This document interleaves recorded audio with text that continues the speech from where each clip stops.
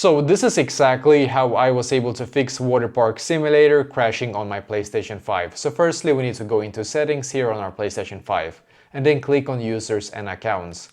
Then click on other and click on restore licenses. Then we're gonna select Waterpark Simulator here and click on restore as you can see. So just wait a couple of seconds. Now once you have done this, then what we need to do as well is to go back to this page right here and then click on system and then click on system software and then system software update and settings. Make sure this one is up to date. If it's not, click on it and then click on update using internet. You can see I have already done this, so I don't have to update it.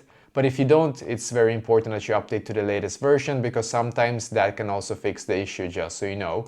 And one of the other reasons is that let's say that you're almost out of storage right now on your console. So on my PlayStation 5, you can see I'm kinda almost, like before it was here by the way, so I had to clean up some space. So you can see now when I cleaned up some space here, then actually that one also kind of fixed it for me, I believe. So make sure to, if you have some games that you don't play anymore, so for example, let's say this one as an example, just click on this button right here, then click on delete and click on OK.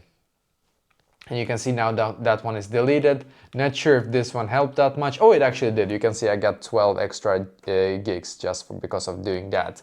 So try this and hopefully now it's gonna be fixed for you as well.